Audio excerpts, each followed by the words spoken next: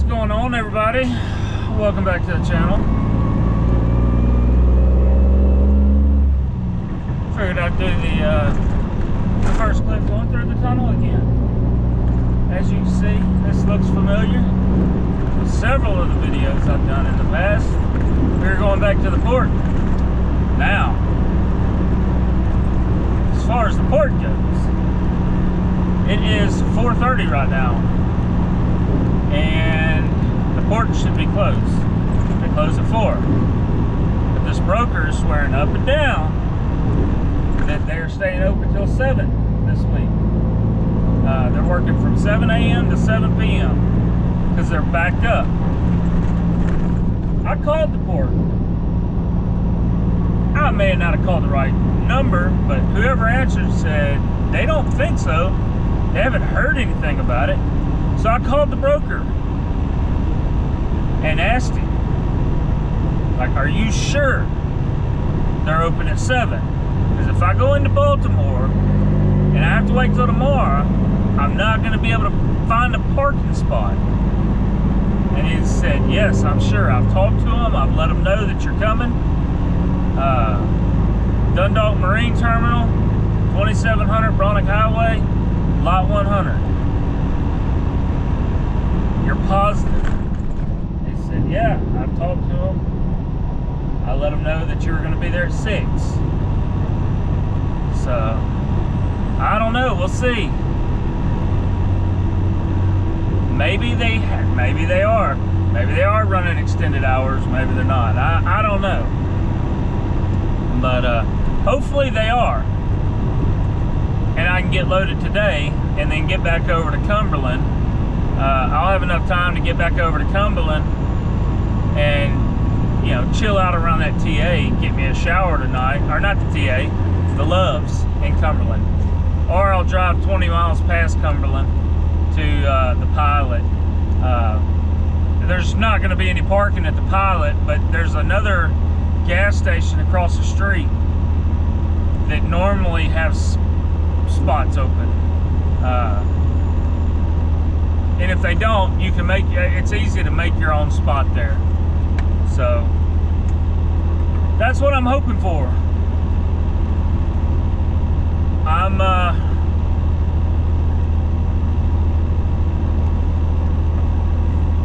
I still have a hard time believing that the port's going to be open though. So I don't know. We'll see. It is busy through the tunnel today though.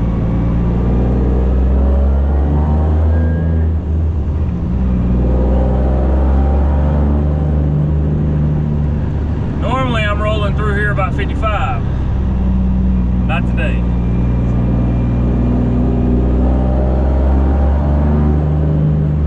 I've got to edit some videos.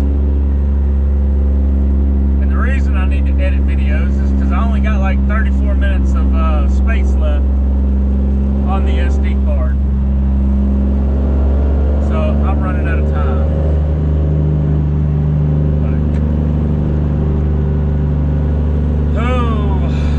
I'm beat. It's been a long 3.5 weeks.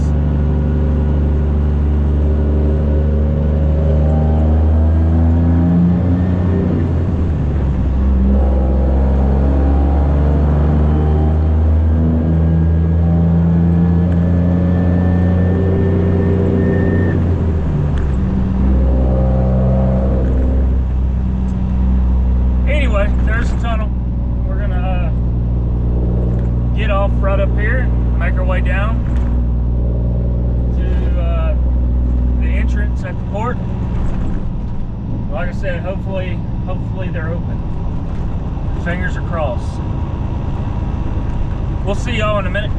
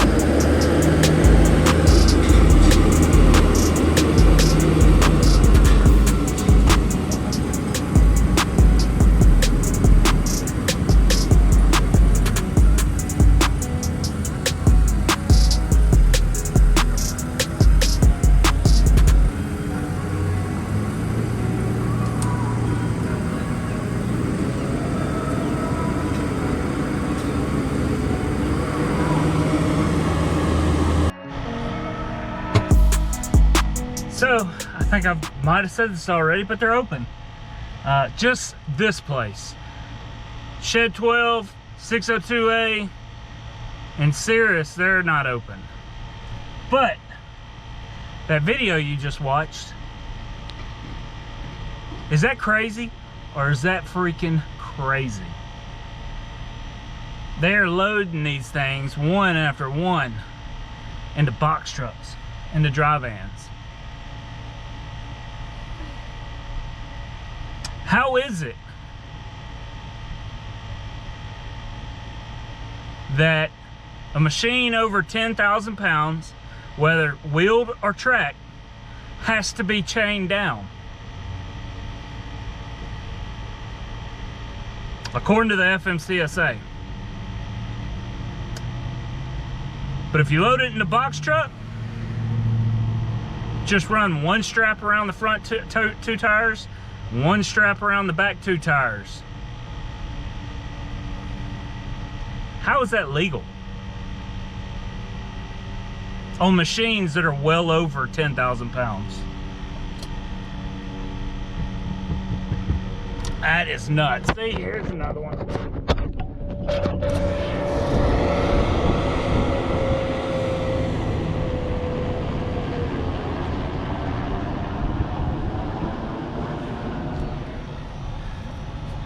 That is crazy.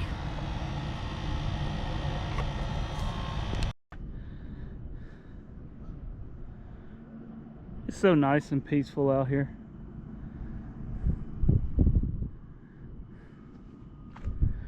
Anyway, we are loaded up. It's supposed to be 24,000 pounds. It's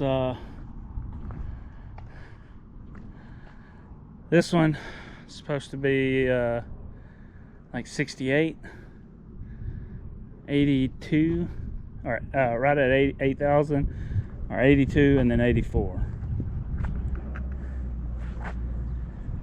We got chains, straps on the attachment, the loader, so we should be good to go. We're gonna get on out of here. I am gonna scale it at the TA.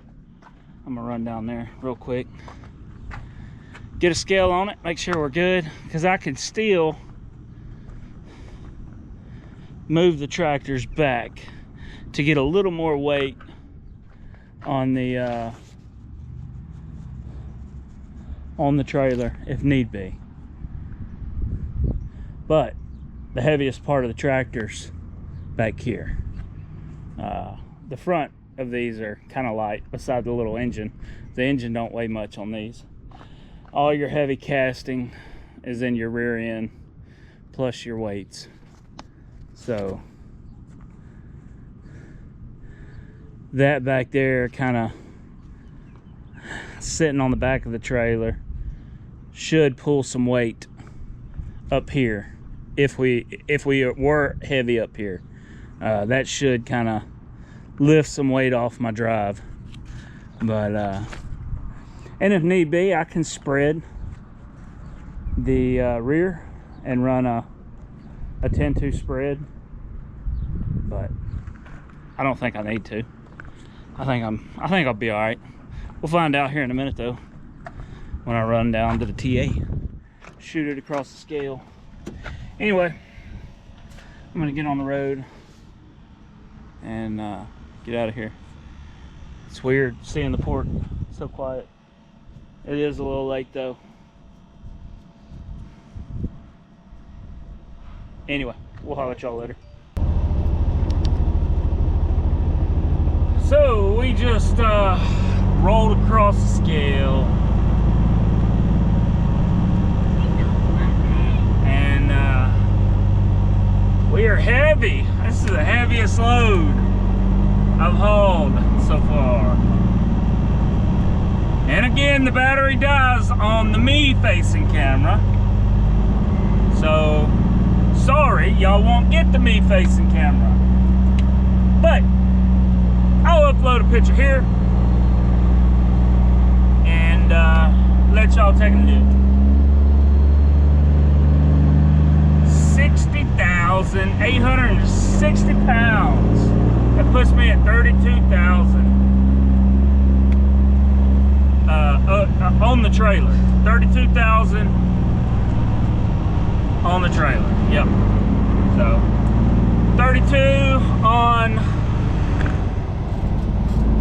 the trailer axles, which I'm good at.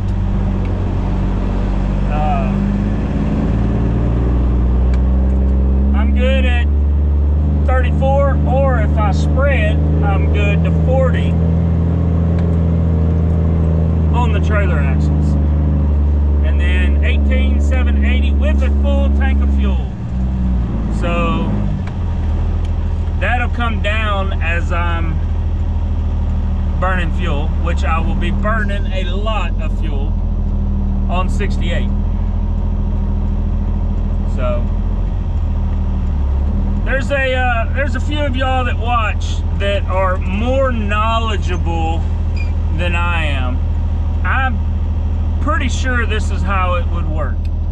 If I slid that trailer axle, the rear axle back, it would definitely make the trailer more stable in the rear, but I would lose that seesaw effect that takes weight off of my drive axle. So I think if I was to slide that tandem, or that rear axle back, that I might see a little more weight on my drive. Some of y'all more knowledgeable drivers out there, correct me if I'm wrong.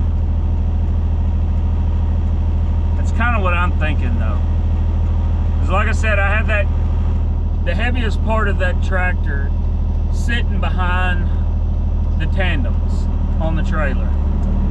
Therefore, it's taking weight off my drive axle.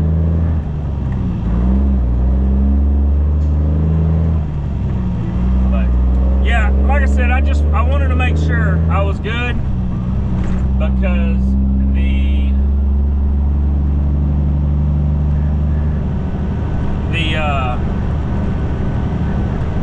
scale house just outside of Baltimore is always open, and there ain't no easy pass. Yeah, I don't think they have drive-wise there either, or not easy pass, pre-pass. I'm sorry, they don't have pre-pass, and I don't believe they have drive-wise, because every time I go by there, they are pulling every truck in. Every truck rolls through the scale. The only time I've gotten lucky once, and that's because the scale was full, had a big line of trucks coming out towards interstate, and as I was rolling up to it, they hit the close sign. But anyway, like I said, y'all correct me if I'm wrong, but I think if I slid that rear axle back, I think I would be putting more weight on my drive, and that I don't want to do. So we're gonna roll with it. Anyway, we'll holler at y'all later. What I tell you, the scale's open. Always open.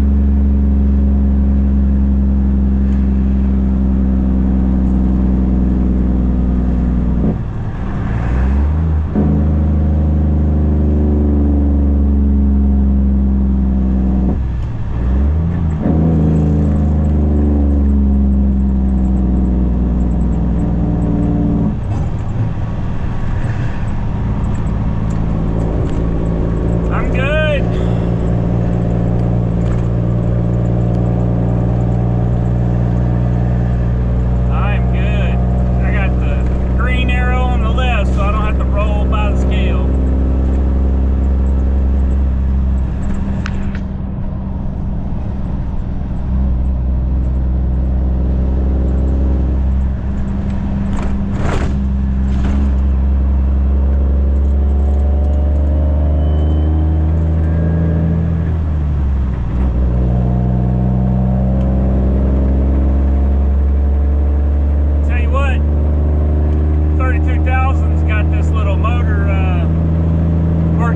butt off, right?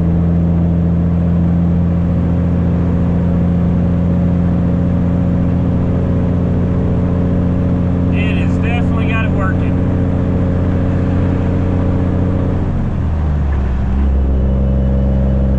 It's doing it.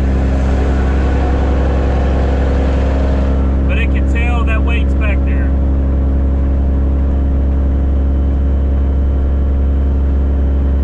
We ain't gonna be fast, but we'll get it there. We're gonna find out if it's the little engine that could, or if it's the little engine that falls on its face.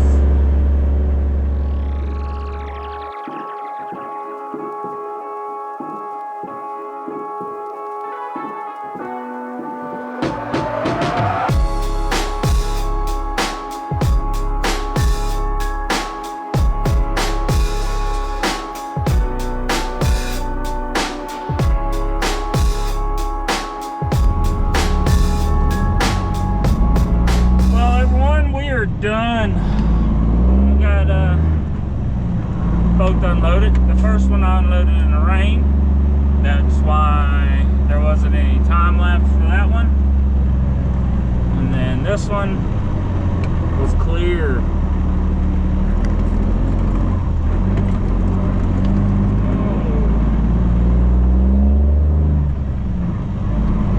We're in the middle of nowhere right now.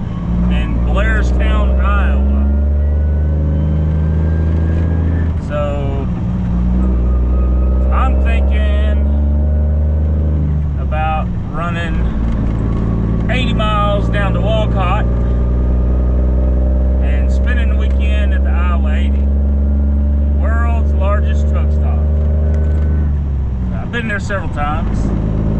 It's pretty nice. But there, I can do some laundry. I can get some decent food at the restaurant.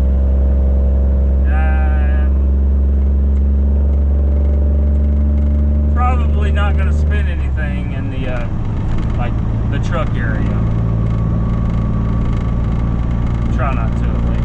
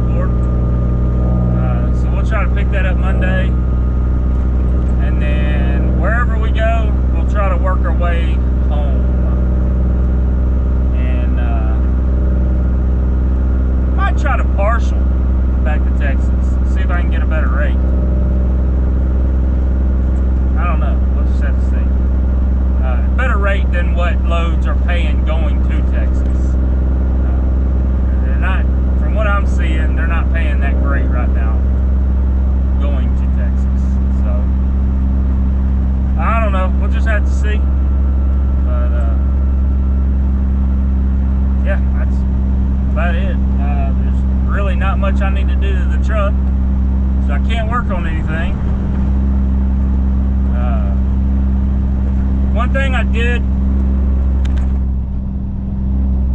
figure out is I am going to have to work on this truck when I get back home.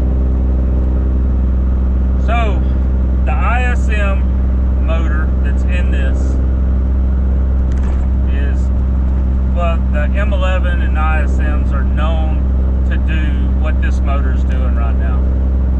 Whenever I'm pulling a hill and I start getting into the boost, it sounds like a bunch of bolts are down in the oil pan just sitting down there rattling around.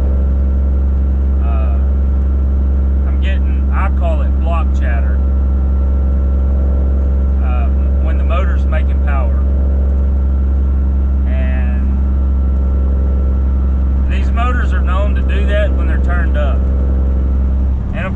gas is turned up from 330 up to 400 horse.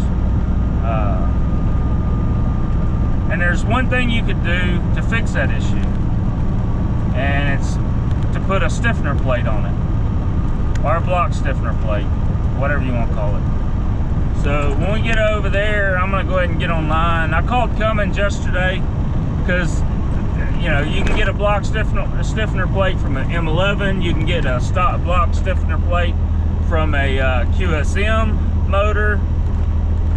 So I didn't want to just order one and then, you know, come to find out it's the wrong one. So I called Cummins yesterday and got to talking with them.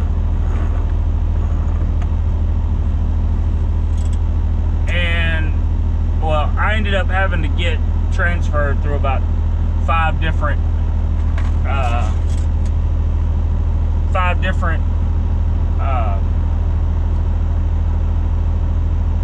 people.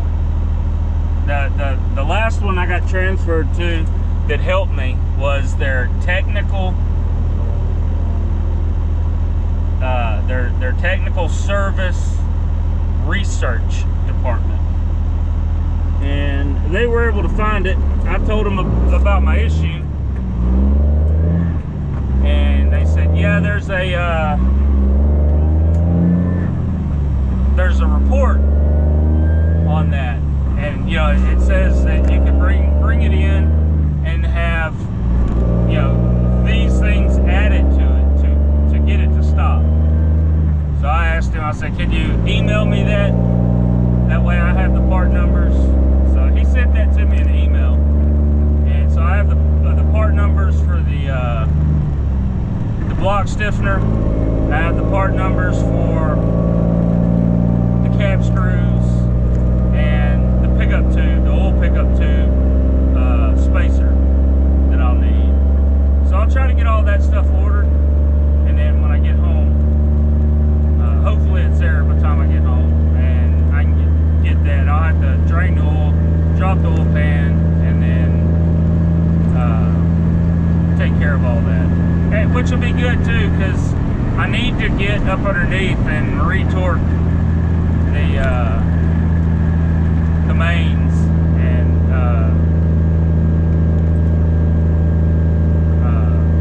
the rod caps, stuff like that anyway. So yeah, that's the issue I'm having with this motor right now. Like I said, pulling 32,000 up a hill, you can definitely hear it.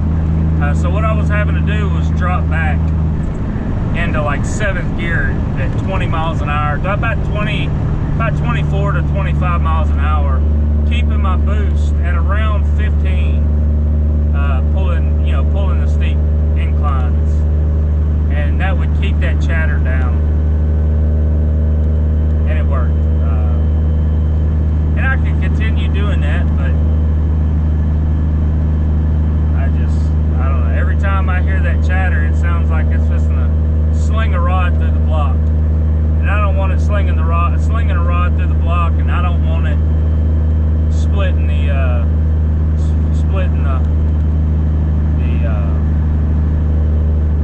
block. So